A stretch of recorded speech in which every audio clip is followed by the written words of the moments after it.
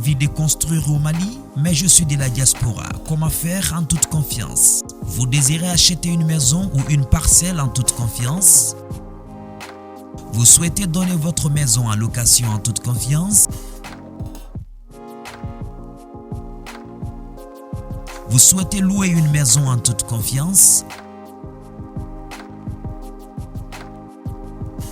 Alors, bienvenue à Abba Immobilier, agence spécialisée dans la gestion des biens immobiliers.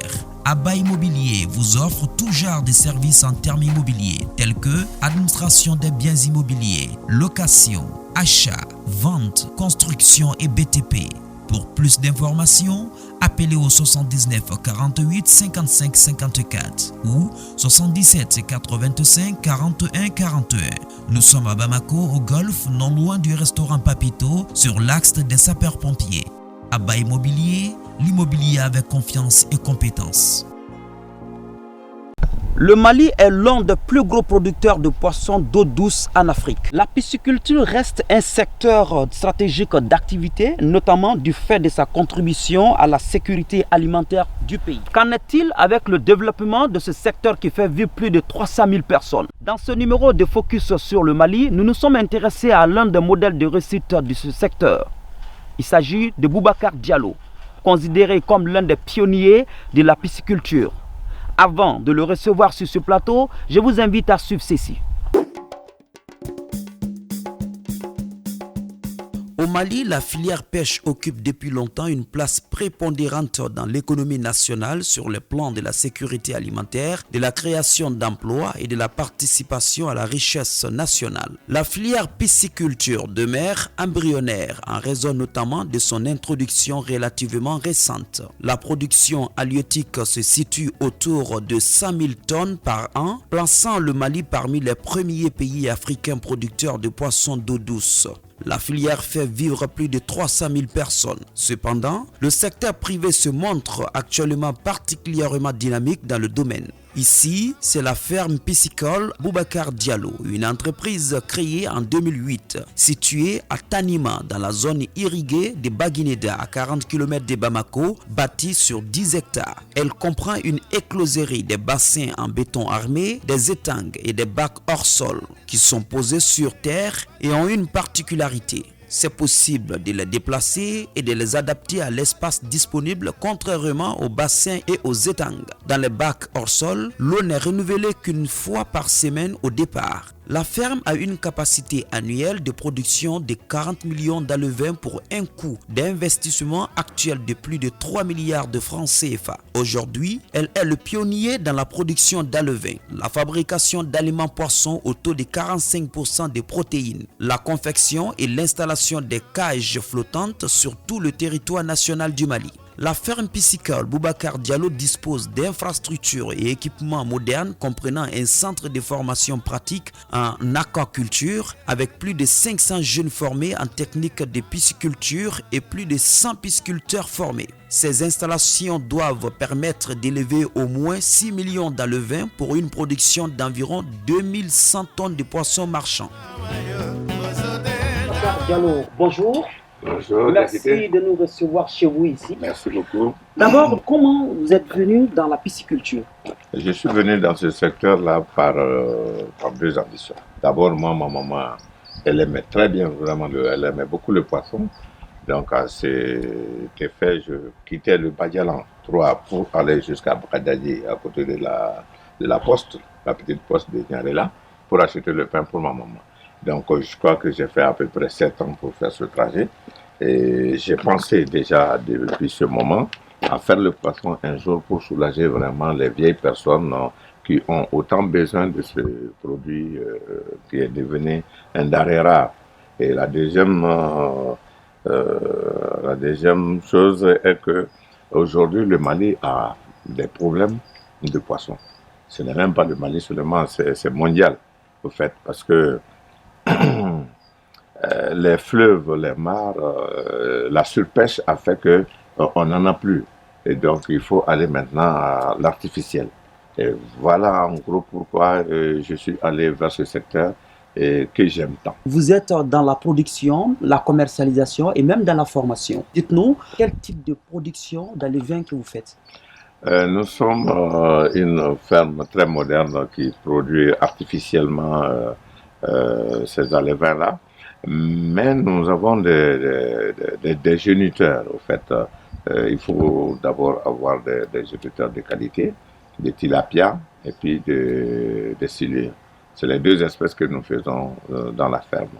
Par rapport aux tilapia, comme vous voyez, c'est des géniteurs purs, des sources hollandaises. C'est aussi le tilapia du Nil, hein. Donc il n'y a vraiment pas de transformation. C'est vraiment des poissons bio, hein, que nous reproduisons ici. Quand ils font les œufs, nous amenons les œufs au niveau du laboratoire où en ce moment les éclosions sont faites par des incubateurs. Et ces incubateurs, après éclosion, sont transférés sur des bacs d'alvinage, des pré-grossissements, des grossissements, ainsi de suite. Ça, c'est pour le tilapia. Et là, sa capacité est de 30 millions d'alevins par an. Maintenant, les silures, c'est le même processus à peu près, mais c'est un peu différent. Parce que là, les mâles sont opérés et nous prenons leur latence pour féconder les œufs avec les œufs des femelles que nous extrayons aussi, qui vont dans les incubateurs. Donc, ces œufs, après incubation, après éclosion, en ce moment, donnent des larves de silures. Et ces silures-là sont pré-grossies dans des bacs d'alvinage aussi, jusqu'à 10 grammes, en fait. Donc, à partir de 10 grammes maintenant, nos producteurs qui sont sur le marché, les petits producteurs, les gros producteurs, nous les vendons en ce moment ces produits de qualité. Et c'est en ce moment qu'ils font la production sur eux pour atteindre des sujets de 1,5 kg, 2 kg en 6 mois. D'accord. Avant de venir sur la commercialisation, nous restons encore dans la production. Oui. Tout à l'heure, nous avons visité une installation d'usine. Parlez-nous un peu de cette installation d'usine. L'usine Sambalagnon est une usine que nous avons réfléchi depuis longtemps. Depuis 2010, nous sommes sur le terrain.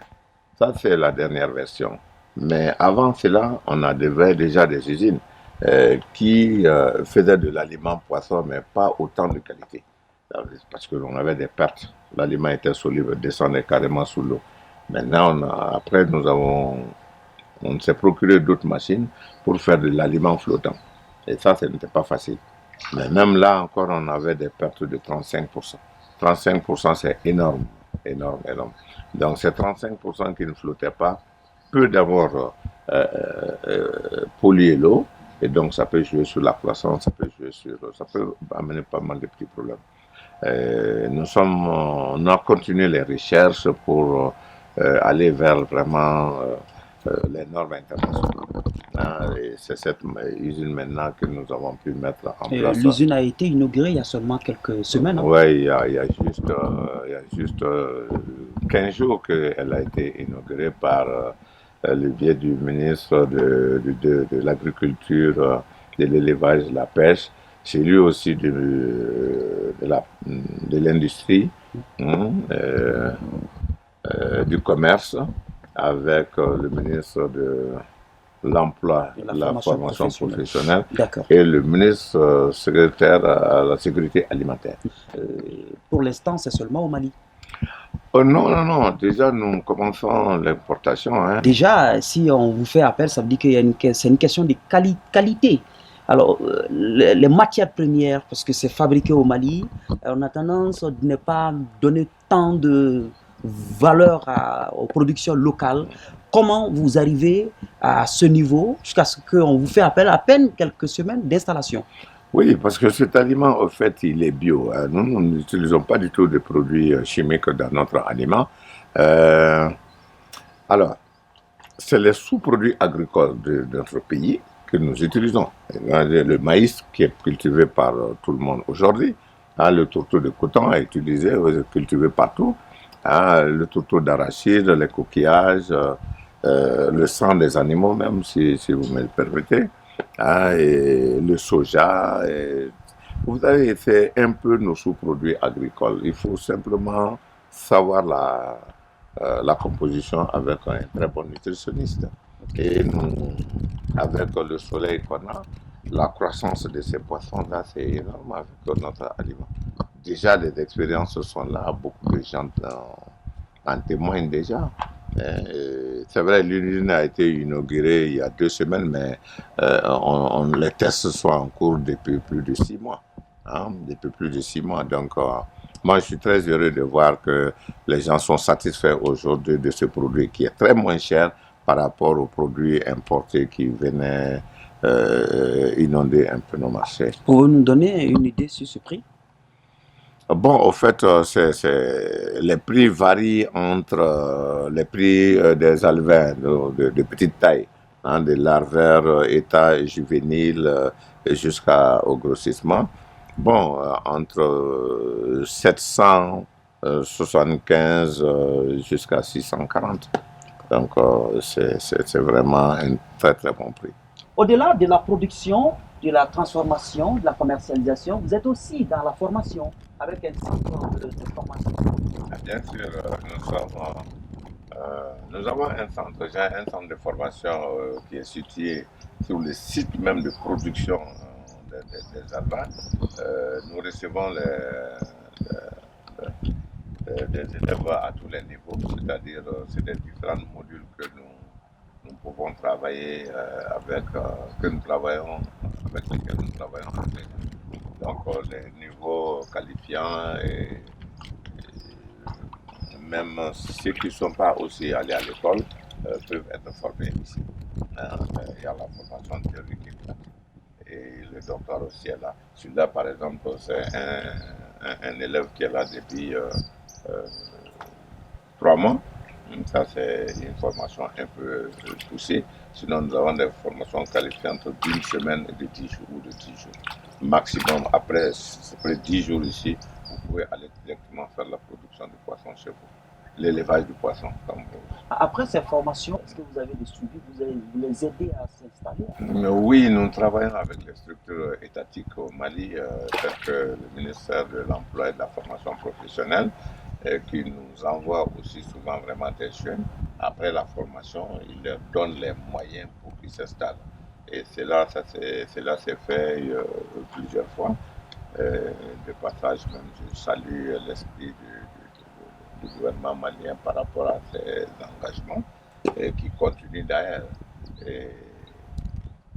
Ils prennent ces élèves et ils les installent pour la production. Il y a des montants qui varient entre 3,5 millions jusqu'à 5 millions par individu. La pêche l'a fait.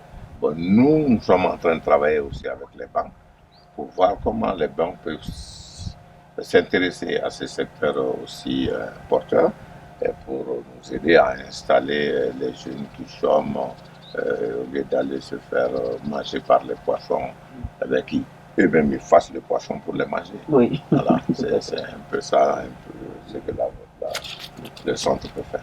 Selon mes informations, vous avez un taux de fabrication de protéines d'environ 45%. Vous validez? La protéine par rapport à la fabrication de l'aliment, oui, je confirme. Comme je te l'ai dit, au fait, l'aliment poisson, il faut vraiment des formules. Les formules varient par rapport à l'alevin et par rapport à l'espèce. Donc, les silures, par exemple, ils ont besoin de beaucoup de graisse. Par contre, les tilapias, pas trop. Donc, l'aliment diffère entre les deux. Ça ne veut pas dire qu'ils ne mangent pas le même aliment. Mais l'aliment des silures ont 45%. C'est nettement mieux pour leur croissance et l'énergie. Ce n'est pas aussi seulement la protéine qui fait grossir les poissons. Hein. Il y a beaucoup de facteurs. Il y a l'énergie, il y a les lipides, il y a beaucoup de petits trucs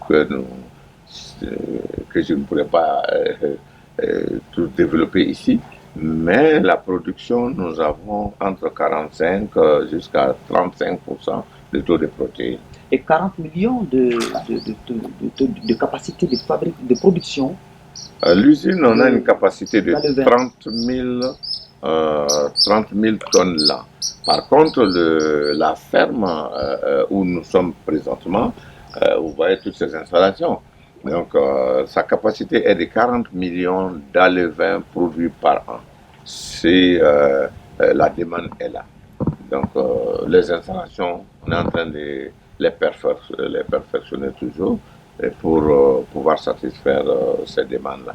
Ce n'est pas la demande seulement du Mali que nous sommes en train de cibler, mais les pays voisins, tels que une forte demande dans la sous-région. Dans la sous-région, nous voulons vraiment que la ferme puisse exporter les alevins à ces niveaux-là, et ainsi que l'aliment poisson. L'alevin, déjà, on envoie au Burkina Faso, en Guinée, au Sénégal. Voilà, même en Côte d'Ivoire, hein, on a l'habitude d'en envoyer là-bas, ces alevins. Bon, mais avec la période du Covid, ça ralentit un peu, oui. Mais nous espérons reprendre très rapidement avec ces pays voisins qui seront dans le besoin vraiment de nous, qu'on pourra satisfaire. D'accord. Alors, quelles sont les perspectives? Je vois que c'est vrai, il y a des installations, des superbes installations, mais il y a encore en cours. Quelles sont les perspectives? Qu'est-ce que vous voulez encore apporter comme amélioration? Ok, oui, bon, les perspectives, elles sont vraiment grandes, c'est aller vers la production. Hein, nous avons un projet de production de 10 000 tonnes de poissons qui va être réalisé dans les mois à venir. Les études sont pratiquement finies. Donc, on va travailler ce projet-là pour pouvoir satisfaire le besoin de poissons frais des Maliens et pourquoi pas des autres pays voisins qui en auront besoin. Avant, le Mali exportait le poisson dans tous ces pays, hein. Oui. Les années 72. Nous l'avons marché dans l'introduction. Voilà, donc nous voulons encore que cet aspect revienne au Mali, parce que nous avons la chance ici d'avoir le fleuve Niger qui traverse tout le Mali, depuis Kaye jusqu'à Gao. C'est énorme comme de l'eau. Donc nous avons essayé vraiment de profiter de cet or que nous avons. C'est vraiment de l'or du bien. Les hommes sont là, le travail est là. Il suffit maintenant qu'on se donne les moyens pour arriver à atteindre ces objectifs. Ces 10 000 tonnes de poissons, nous allons commencer ce projet en 2020. D'accord. Ouais. En termes de création d'emplois, vous employez combien de personnes en ce moment? La ferme ici utilise 37 personnes en temps plein, mais les sectionnaires aussi sont là, qui travaillent à mi-temps. On peut aller jusqu'à 20, 10 par jour. Ça dépend.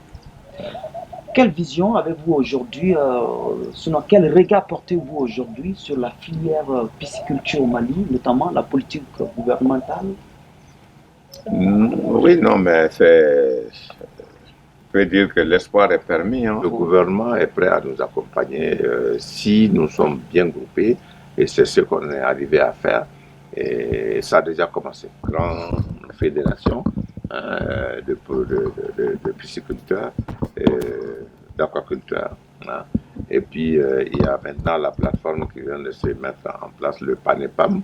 Le PANEPAM, c'est vraiment une organisation aussi qui va couvrir les pays de la CEDEAO, les 15 pays plus la Mauritanie. Elle vient d'être créée. Donc, M. Tan Kontao est le président. Et moi, je suis aussi dans ce groupe pour faire ce travail-là. Monsieur Diallo, merci à vous de nous avoir reçus ici, dans la ferme Boubacar Diallo. Nous sommes à quelques kilomètres de Bamako. Merci à vous. Je vous remercie avec votre équipe qui ont travaillé d'arrache-pied dans ce reportage dont je pense qu'il pourra apporter quelque chose à la ferme et aux autres pisciculteurs.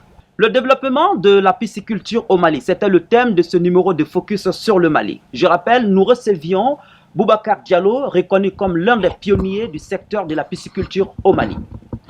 Focus sur le Mali qui a été réalisé avec le concours de notre ami Suleiman Sanogo. Merci à vous, chers téléspectateurs de Business 24 de l'avoir suivi. Je vous donne rendez-vous ici encore au Mali et dans un autre secteur. À très bientôt. Envie de construire au Mali, mais je suis de la diaspora. Comment faire en toute confiance? Vous désirez acheter une maison ou une parcelle en toute confiance? Vous souhaitez donner votre maison en location en toute confiance? Vous souhaitez louer une maison en toute confiance? Alors, bienvenue à Abba Immobilier, agence spécialisée dans la gestion des biens immobiliers. Abba Immobilier vous offre tout genre de services en termes immobiliers tels que administration des biens immobiliers, location, achat, vente, construction et BTP. Pour plus d'informations, appelez au 79 48 55 54 ou 77 85 41 41. Nous sommes à Bamako, au Golfe, non loin du restaurant Papito, sur l'axe des sapeurs-pompiers. Abba Immobilier, l'immobilier avec confiance et compétence.